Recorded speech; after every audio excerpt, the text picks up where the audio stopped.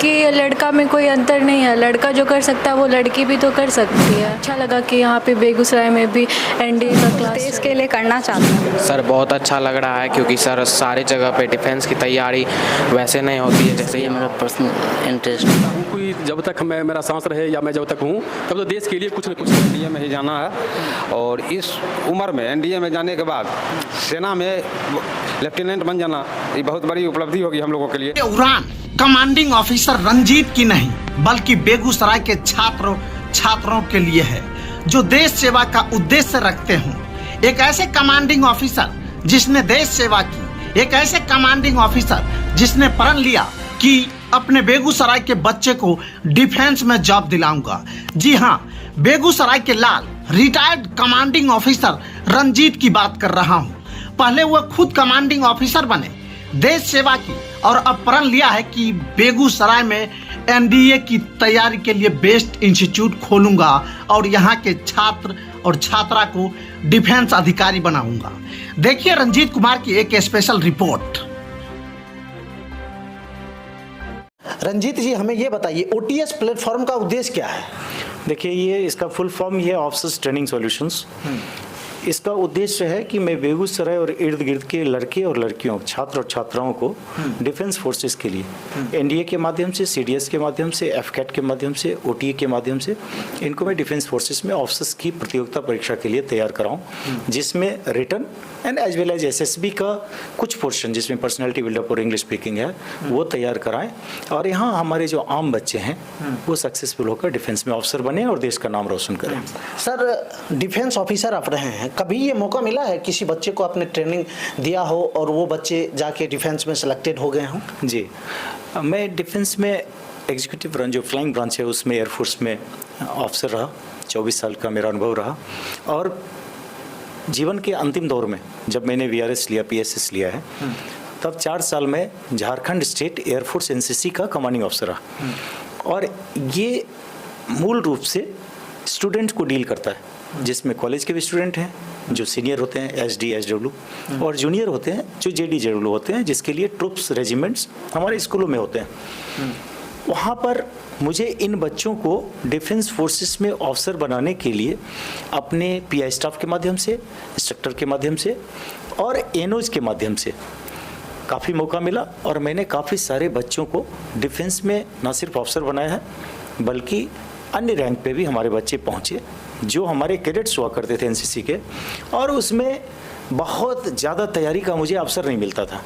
हमारे पास limited time होता था जब वो कैंप्स है या संडे क्लासेस हैं या फ्लाइंग के लिए जो बच्चे आते थे, माइक्रोलाइट फ्लाइंग के लिए, एरो मॉडलिंग ट्रेनिंग के लिए आते थे, उसके माध्यम से मैं बच्चों को तरीका बताता था, मोटिवेट करता था। और उस मोटिवेशन के बल पे लेकिन मुझे उन बच्चों को बहुत ज़्यादा उनके ग्राउंड सब्जेक्ट को जो लिखित परीक्षा की तैयारी होती है उसको तैयार करने का अवसर नहीं होता था। बावजूद इसके हमारे काफ़ी सारे बच्चे डिफेंस में अवसर बने।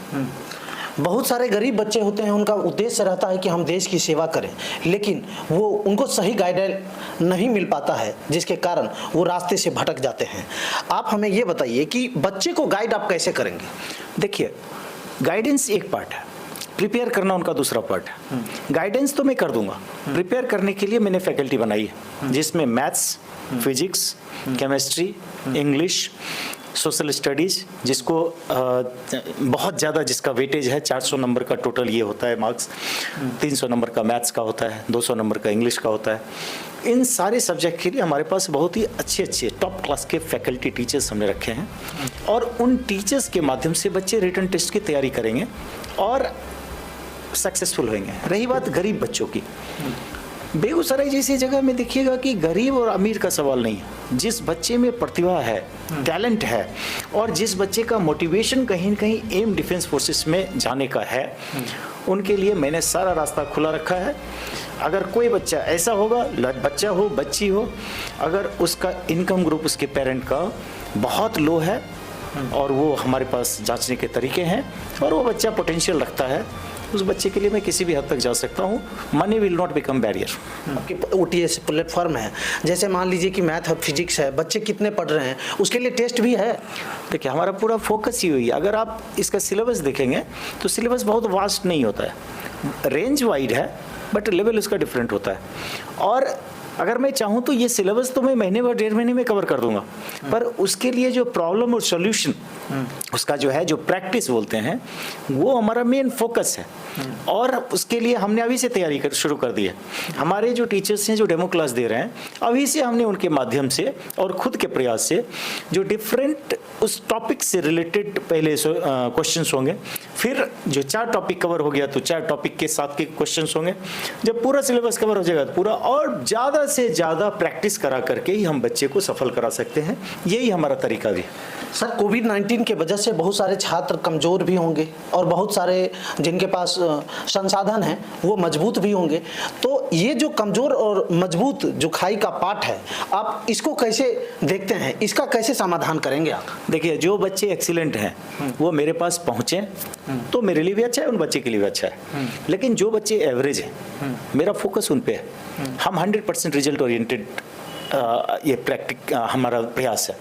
इसमें जो लास्ट लाइन, जो सबसे लास्ट बच्चा होगा, उस बच्चे को हम कैसे कॉम्पीट कराएं, हमारा फोकस वो है। कोविड के टाइम में आपने सही कहा, आज जो बच्चे 10th क्लास पास कर रहे हैं उसमें 7th 8th में थे, कई सारे बच्चों का ऑनलाइन क्लासेस चल रहे थे, ऑफलाइन हुआ नहीं, तो कहीं ना कहीं उनका कुछ पोर्शन कमजोर हो गया। किसी बच्चे का मैथ्स वीक हो गया, किसी का कोई और सब्जेक्ट वीक हो गया।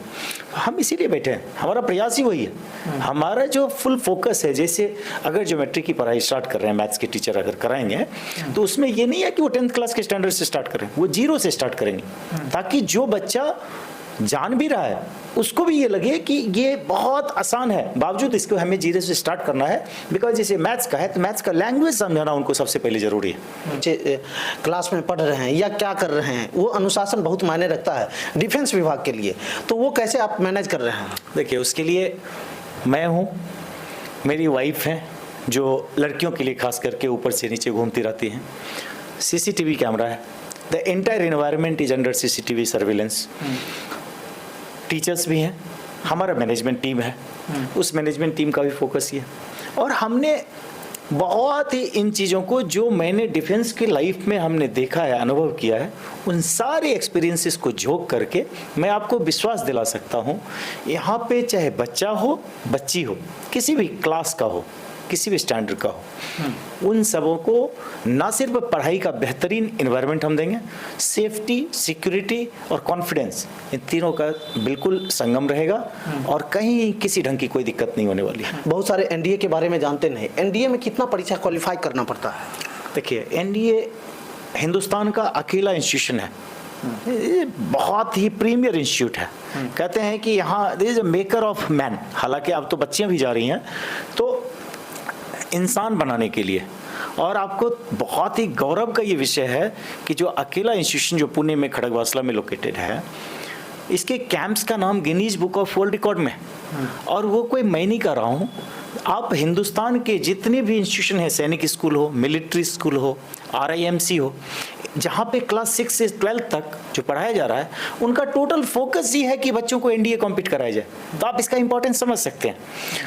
ऐसे प्रीमियर इंस्टीट्यूशन के लिए जो साल में 2 बार एग्जाम होता है, एक बार अप्रैल में और दूसरी बार सितंबर में, एज एक बहुत ही बड़ा इंपॉर्टेंट फैक्टर है। बिकॉज जो क्लास 12th के बाद बच्चे इसमें सेलेक्ट होंगे, हालांकि जो क्लास 12th में बच्चे अभी हैं वो भी बच्चे सितंबर वाले एग्जाम में अपियर हो सकते हैं, ताकि जब उनका सिलेक्शन हो जाए और वो ज्वाइन करने वाले NDA हैं, तब तक उनका 12th का रिजल्ट आ चुका होगा अगले जून में। 19 ईयर का लिमिट है, वो एक फैक्टर है। बट अमूमन आप देखेंगे आजकल 15 साल, साढ़े 15 साल में बच्चे क्लास 10th कर रहे हैं, तो साढ़े 17 साल, 18 साल, 17 से लेकर 18 साल तक बच्चे क्लास 12th कर रहे हैं, तो उनके पास 2 से 3 साल 3 बार का एग्जाम देने का मौका रहता है। पर जो बच्चे कॉम्पीट करने के लिए डेडिकेटेड हैं, NDA का ऐसा सिस्टम बनाया हुआ है, कम्पीट करने वाला बच्चा एक ही बार में कम्पीट कर जाएगा। हम BPSC का एग्जाम देते हैं, तो BPSC के एग्जाम में पहले प्री होता है, फिर मेंस होता है, फिर इंटरव्यू होता है। क्या NDA में भी इस प्रकार की व्यवस्था है कि सिर्फ एक ही बार एग्जाम देना पड़ेगा? नहीं, NDA में एक होता है रिटन टेस्ट।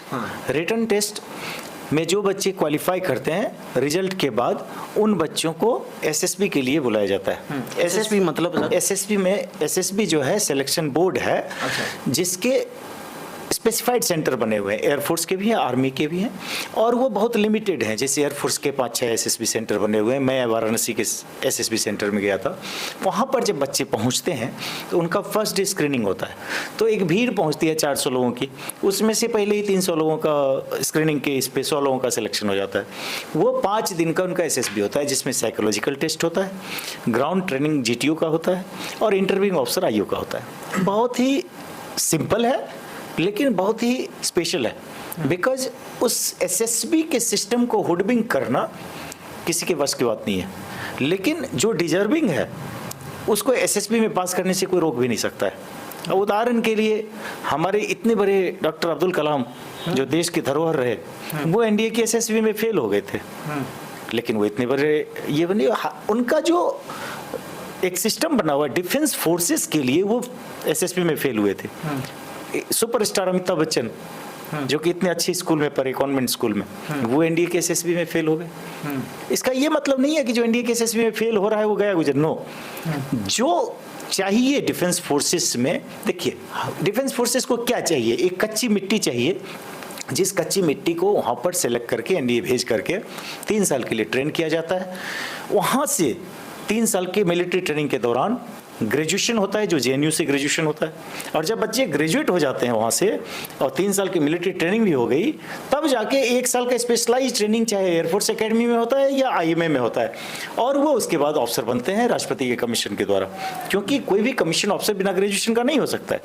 तो यहाँ क्लास 12 के बाद सिलेक्शन हो रहा है, बट इसका मतलब ये नहीं है कि ऑफिसर बन गया। हाँ, ऑफिसर बनने के लिए वो कन्फर्म हो गया कि वो उस जगह पे पहुंच गया जहाँ उसको ऑफिसर बनाया जाए। मतलब कि पहली प्रक्रिया जो है वो कन्फर्म होकर आप डिफेंस लाइन में क्यों जाना चाहते हैं? लड़की या लड़का में कोई अंतर नहीं है, लड़का जो कर सकता है वो लड़की भी तो कर सकती है।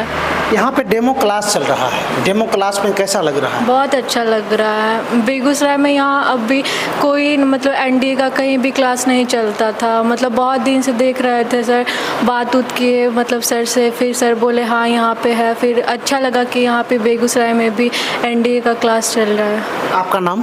प्रियांशु। क्यों जाना चाहते हैं आप? सर कुछ देश के लिए करना चाहते हैं। अच्छा, ऐसा होता है ना कि मेडिकल विभाग में भी आप जा सकते हैं, लेकिन डिफेंस में जाने का इच्छा देश के लिए कुछ करना चाहते हैं? ये सर डिफेंस में कुछ करना था, मतलब उस फील्ड में कुछ करना चाहते थे, इसलिए। यहाँ पर जो सर हैं आपके, वो कैसे पढ़ा रहे हैं आपको? बहुत अच्छा पढ़ा रहे हैं। यहाँ पर जो आपको शिक्षा मिल रही है उससे आप संतुष्ट हैं? डिफेंस की तैयारी करते हुए कैसे महसूस करते हैं? सर बहुत अच्छा लग रहा है, क्योंकि सर सारे जगह पे डिफेंस की तैयारी वैसे नहीं होती है जैसे यहाँ हो रही है। अच्छा, यहाँ पर कितने शिक्षक हैं? सर 3 शिक्षक हैं अभी डेमो क्लास में सर, सारे सब्जेक्ट के लिए टीचर्स हैं। अच्छा, सारे सब्जेक्ट के शिक्षक से आप संतुष्ट हैं? यस सर, पूरा देश संतुष्ट। की सेवा के लिए सर, ये मेरा पर्सनल इंटरेस्ट। अच्छा, मेरा पर्सनल है, क्योंकि मुझे सर ने मोटिवेट किया। मैं पहले से ऐसा कंफर्म नहीं था कि मुझे मेरे क्या ऑक्यूपेशन चूज़ करना है, तो मैं सर के पास आया तो सर ने मुझे बहुत मोटिवेट किया, तो मुझे भी ऐसा लगा कि मुझे भी देश के लिए कुछ करना चाहिए, कुछ अच्छा करना चाहिए, तो मैं डिफेंस के लिए तैयार कर रहा हूँ। मैथ पढ़ चुके हैं, इंग्लिश पढ़ चुके हैं, फिजिक्स पढ़ चुके हैं। अच्छा, सारे जो शिक्षक हैं वो किस लेवल के पढ़ाते हैं?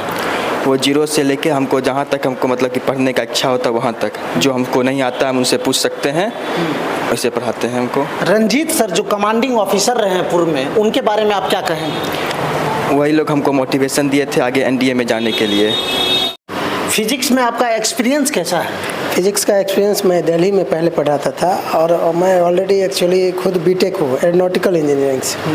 तो एरोनॉटिकल इंजीनियरिंग और डिफेंस में एरोनॉटिकल भी रिलेटेड है, और एनडीए खासकर एनडीए में फिजिक्स एक मैटर करता है, मैथ के बाद उसी का वेटेज ज़्यादा है फिजिक्स का। और एक्सपीरियंस की जहाँ तक बात है, तो फिजिक्स पहले मैं पढ़ाता था दिल्ली में, और व्यक्तिगत रीजन से, कुछ पर्सनल रीजन से यहाँ बेगूसराय स्टे कर रहा हूँ। तो सिलेबस आपने देखा होगा सर एनडीए का, सिलेबस के आधार पर क्या लगता है कि बच्चे बेगूसराय जैसे छोटे शहर के बच्चे भी सक्सेस कर पाएंगे? ऑब्वियसली करेंगे, कॉन्फिडेंस लेवल भी बच्चे का भी है, और बच्चा सिलेबस अगर बात करें तो सिलेबस जो यहाँ बच्चे कवर कर रहे हैं वही दिल्ली में कवर करते हैं, वही कर्नाटका में कहीं कवर करते हैं। All India syllabus CBSE board का सेम है, सारा मैटर जो है सेम है, सीबीएसई बोर्ड हो आईसीएसई बोर्ड हो। बच्चे पढ़ने के लिए आ रहे हैं आपके पास, वो मैथ में कैसे हैं? मैथ में कुछ बच्चे तो ठीक हैं, कुछ बच्चे को हम मेहनत करके ठीक करेंगे। आपका उद्देश्य क्या है सर? मेरा उद्देश्य है कि 100% रिजल्ट एनडीए में। डिफेंस एकेडमी में जाने के लिए उतना ही ज़रूरी है जितना कि शरीर के लिए प्राण होता है। डिफेंस पर्सनल जो होते हैं उनको दुनिया में बहुत एक्सपोजर मिलता है and his field of activity is not limited. पदाधिकारी लोगों का एक अलग सम्मान होता है अपने, और दूसरी बात है कि देश के लिए कुछ करना चाहिए।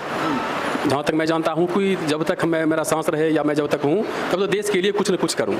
तो जब तक मैं किसी पद पे नहीं रहूँगा तो मैं देश के लिए कुछ कर नहीं सकता हूँ और बेहतर से बेहतर सेवा देश को दे सकूँ। ये बेगूसराय में इस प्रकार की शिक्षा से आप संतुष्ट हैं? OTS प्लेटफॉर्म जो आपको हम तो संतुष्ट हैं, तब तो हम यहाँ आए हैं। जी, हम तो संतुष्ट हैं। बच्चे आपको पहली बार मुझे लगा जो इस जिला में एक ऐसा जगह संस्थान है जहाँ इसकी सुविधा है। बच्चे बताते हैं कि सर पढ़ाते हैं या फिर? हाँ, बच्चे बताते हैं। और सर से आप जब रंजीत जी से आप मिले तो रंजीत जी ने क्या बताया आपको? रंजीत जी हम लोग को मोटिवेट किए कि बच्चे को एनडीए करवाइए, और वहाँ जो है सो देश के लिए कुछ बच्चे का भी इच्छा था कि हमको एनडीए में ही जाना है। और इस उम्र में एनडीए में जाने के बाद सेना में लेफ्टिनेंट बन जाना ये बहुत बड़ी उपलब्धि होगी हम लोगों के लिए, और उसमें सर का बहुत बड़ा योगदान रहेगा।